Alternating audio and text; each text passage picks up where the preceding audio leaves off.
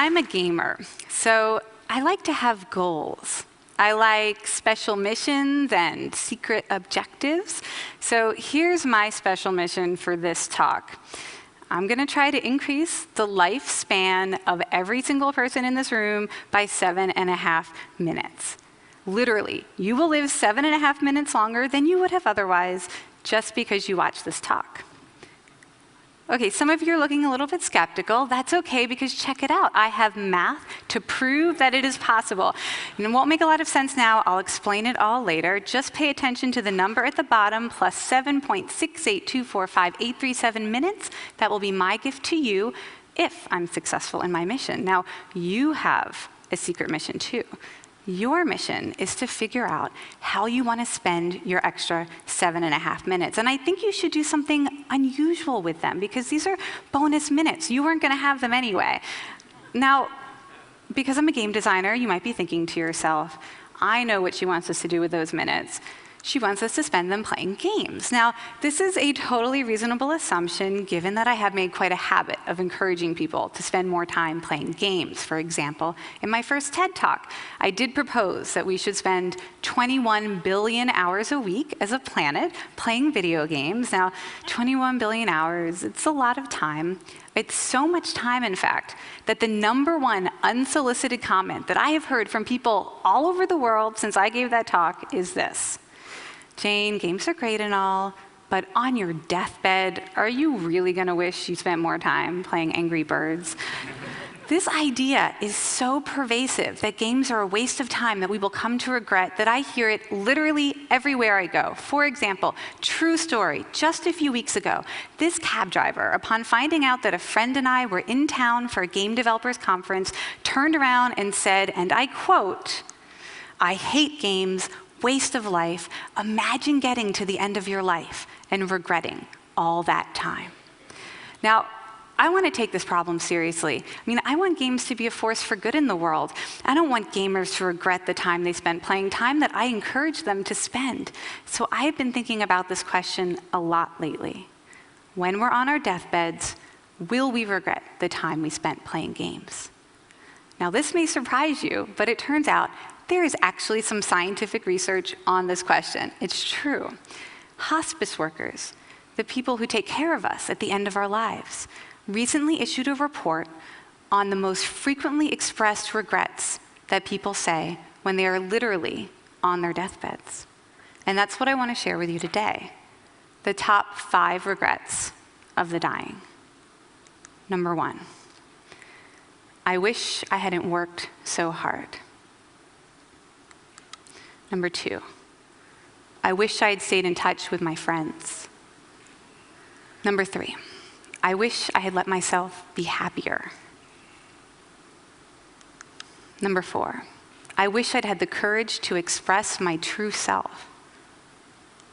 And #5, I wish I'd lived a life true to my dreams instead of what others expected of me. Now, as far as I know, no one ever told one of the hospice workers, I wish I'd spent more time playing video games. But when I hear these top 5 regrets of the dying, I can't help but hear 5 deep human cravings that games actually help us fulfill. For example, I wish I hadn't worked so hard. For many people, this means I wish I'd spent more time with my family, with my kids when they were growing up.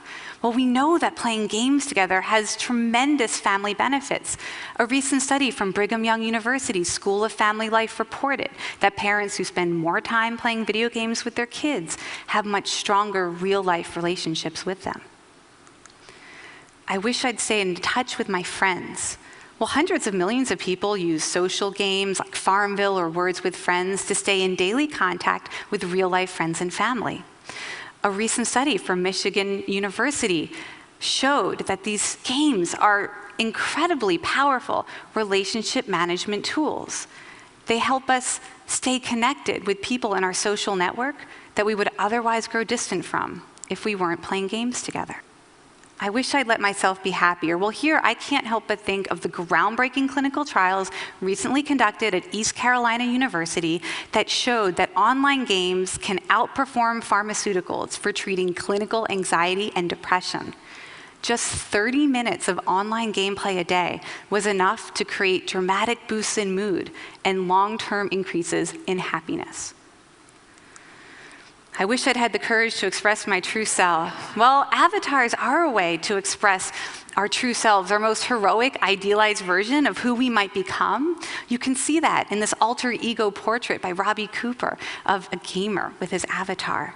And Stanford University has been doing research for 5 years now to document how playing a game with an idealized avatar changes how we think and act in real life, making us more courageous, more ambitious, more committed to our goals. I wish I'd led a life true to my dreams and not what others expected of me. Are games doing this yet? I'm not sure, so I've left a question mark, a Super Mario question mark. We're going to come back to this one. But in the meantime, perhaps you're wondering, who is this game designer to be talking to us about deathbed regrets? And it's true, I've never worked in a hospice. I've never been on my deathbed. But recently, I did spend 3 months in bed wanting to die. Really wanting to die. Well, let me tell you that story. It started 2 years ago when I hit my head and got a concussion. Now, the concussion didn't heal properly, and after 30 days, I was left with symptoms like nonstop headaches, nausea, vertigo, memory loss, mental fog. My doctor told me that in order to heal my brain, I had to rest it. So I had to avoid everything that triggered my symptoms. For me, that meant no reading, no writing, no video games, no work or email, no running, no alcohol, no caffeine. In other words, and I think you see where this is going, no reason to live. Of course, it's meant to be funny, but in all seriousness, suicidal ideation is quite common with traumatic brain injuries. It happens to 1 in 3, and it happened to me. My brain started telling me, Jane, you want to die. It said, you're never going to get better. It said, the pain will never end. And these voices became so persistent and so persuasive that I started to legitimately fear for my life. Which is the time that I said to myself, after 34 days, and I will never forget this moment, I said, I am either going to kill myself or I'm going to turn this into a game. Now, why a game? Well, I knew from researching the psychology of games for more than a decade that when we play a game, and this is in the scientific literature, we tackle tough challenges with more creativity, more determination, more optimism, and we're more likely to reach out to others for help. And I wanted to bring these gamer traits to my real-life challenge. So I created a role-playing recovery game called Jane the Concussion Slayer. Now, this became my new secret identity. And the first thing I did as a Slayer was call my twin sister, I have an identical twin sister named Kelly, and tell her, I'm playing a game to heal my brain, and I want you to play with me. This was an easier way to ask for help. She became my first ally in the game. My husband Kiash joined next, and together we identified and battled the bad guys. Now, this was anything that could trigger my symptoms and therefore slow down the healing process, things like bright lights and crowded spaces. We also collected and activated power-ups. This was anything I could do on even my worst day to feel just a little bit good, just a little bit productive. Things like cuddling my dog for 10 minutes or getting out of bed and walking around the block just once. Now, the game was that simple. Adopt a secret identity, recruit your allies, battle the bad guys, activate the power-ups. But even with a game so simple, within just a couple days of starting to play, that fog of depression and anxiety went away. It just vanished. It felt like a miracle. Now, it wasn't a miracle cure for the headaches or the cognitive symptoms. That lasted for more than a year, and it was the hardest year of my life by far. But even when I still had the symptoms, even while I was still in pain, I stopped suffering. Now, what happened next with the game surprised me. I put up some blog posts and videos online explaining how to play, but not everybody has a concussion, obviously. Not everyone wants to be the Slayer, so I renamed the game SuperBetter. And soon I started hearing from people all over the world who were adopting their own secret identity, recruiting their own allies, and they were getting super better, facing challenges like cancer and chronic pain, depression and Crohn's disease. Even people were playing it for terminal diagnoses like ALS. And I could tell from their messages and their videos that the game was helping them in the same ways that it helped me. They talked about feeling stronger and braver. They talked about feeling better understood by their friends and family. And they even talked about feeling happier, even though they were in pain, even though they were tackling the toughest challenge of their lives. Now, at the time, I'm thinking to myself, what is going on here? I mean, how could a game so trivial intervene so powerfully in such serious, and in some cases, life and death circumstances? I mean, if it hadn't worked for me, there's no way I would have believed it was possible. Well, it turns out there's some science here, too. Some people get stronger and happier after a traumatic event. And that's what was happening to us. The game was helping us experience what scientists call post-traumatic growth, which is not something we usually hear about. We usually hear about post-traumatic stress disorder, but scientists now know that a traumatic event doesn't doom us to suffer indefinitely. Instead, we can use it as a springboard to unleash our best qualities and lead happier lives. Here are the top 5 things that people with post-traumatic growth say. My priorities have changed. I'm not afraid to do what makes me happy. I feel closer to my friends and family. I understand myself better. I know who I really am now. I have a new sense of meaning and purpose in my life. I'm better able to focus on my goals and dreams. Now, does this sound familiar? It should, because the top 5 traits of post-traumatic growth are essentially the direct opposite of the top 5 regrets of the dying. Now, this is interesting, right? It seems that somehow a traumatic event can unlock our ability to lead a life with fewer regrets. But how does it work? How do you get from trauma to growth? Or better yet, is there a way to get all the benefits of post-traumatic growth without the trauma, without having to hit your head in the first place? That would be good, right? I wanted to understand the phenomenon better, so I devoured the scientific literature, and here's what I learned. There are 4 kinds of strength or resilience that contribute to post-traumatic growth. And there are scientifically validated activities that you can do every day to build up these 4 kinds of resilience, and you don't need a trauma to do it. Now, I could tell you what these 4 types of strength are, but I'd rather you experience them firsthand. I'd rather we all start building them up together right now. So here's what we're gonna do. We're gonna play a quick game together. This is where you earn those 7.5 minutes of bonus life that I promised you earlier. All you have to do is successfully complete the first 4 SuperBetter quests. And I feel like you can do it. I have confidence in you. So, everybody ready? This is your first quest. Here we go. Pick one. Stand up and take 3 steps, or make your hands into fists, raise them over your head as high as you can for 5 seconds. Go. All right, I like the people doing both. You are overachievers. Very good. Well done, everyone. Now that is worth +1 physical resilience, which means that your body can withstand more stress and heal itself faster. Now we know from the research that the #1 thing you can do to boost your physical resilience is to not sit still. That's all it takes. Every single second that you are not sitting still, you are actively improving the health of your heart, your lungs, and brains. Everybody ready for your next quest? I want you to snap your fingers exactly 50 times or count backwards from 100 by 7 like this, 193, go.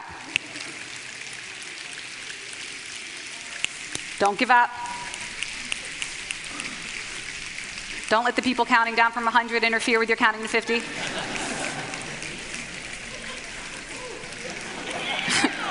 Nice. Wow. That's the first time I've ever seen that. Bonus physical resilience. Well done, everyone. Now that's worth +1 mental resilience, which means you have more mental focus, more discipline, determination, and willpower. We know from the scientific research that willpower actually works like a muscle. It gets stronger the more you exercise it. So tackling a tiny challenge without giving up, even one as absurd as snapping your fingers exactly 50 times or counting backwards from 100 by 7, is actually a scientifically validated way to boost your willpower. So good job. Quest number 3, pick one. Now because of the room we're in, fate's really determine this for you, but here are the 2 options. If you're inside, find a window and look out of it. If you're outside, find a window and look in. Or do a quick YouTube or Google image search for baby your favorite animal. Now you could do this on your phones, or you can just shout out some baby animals. I'm gonna find some and put them on the screen for us. So what do we wanna see? Sloth, giraffe, elephant, snake. Okay, let's see what we got. Baby dolphin. And baby llamas. Everybody look. Got that? Okay, one more. Baby elephant. We're clapping for that. That's amazing. All right, now what we're just feeling there is +1, emotional resilience, which means you have the ability to provoke powerful positive emotions like curiosity or love, which we feel when we look at baby animals, when you need them most. And here's a secret from the scientific literature for you. If you can manage to experience 3 positive emotions for every 1 negative emotion over the course of an hour, a day, a week, you dramatically improve your health and your ability to successfully tackle any problem you're facing. Now, this is called the 3-to-1 positive emotion ratio. It's my favorite SuperBetter trick, so keep it up. All right, pick one. Last quest. Shake someone's hand for 6 seconds or send someone a quick thank you by text, email, Facebook, or Twitter. Go.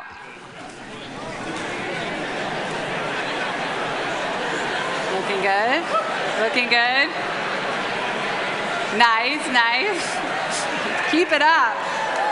I love it. All right. Everybody, that is +1 social resilience, which means you actually get more strength from your friends, your neighbors, your family, your community.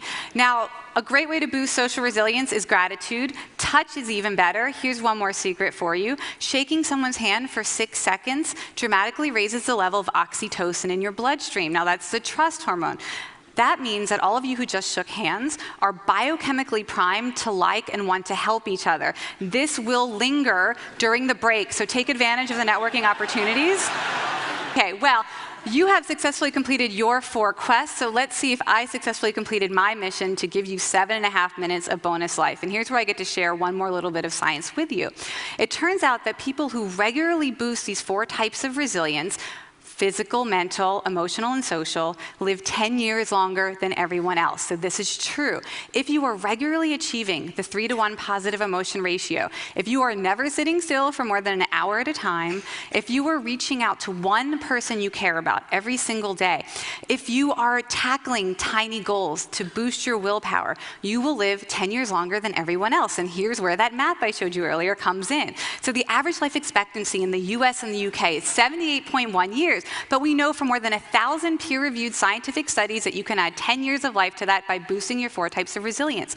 So every single year that you are boosting your 4 types of resilience, you're actually earning 0.128 more years of life, or 46 more days of life, or 67,298 more minutes of life, which means every single day you are earning 184 minutes of life, or every single hour that you are boosting your 4 types of resilience, like we just did together, you are earning 7.68245,837 more minutes of life. Congratulations. Those 7.5 minutes are all yours. You totally earned them. Awesome. Wait. You still have your special mission, your secret mission. How are you going to spend these 7.5 minutes of bonus life? Well, here's my suggestion. These 7.5 bonus minutes are kind of like genie's wishes. You can use your first wish to wish for 1,000,000 more wishes. Pretty clever, right? So if you spend these 7.5 minutes today doing something that makes you happy, or that gets you physically active, or puts you in touch with someone you care about, or even just tackling a tiny challenge, you are going to boost your resilience, so you're going to earn more minutes. And the good news is you can keep going like that every hour of the day, every day of your life, all the way to your deathbed, which will now be 10 years later than it would have otherwise.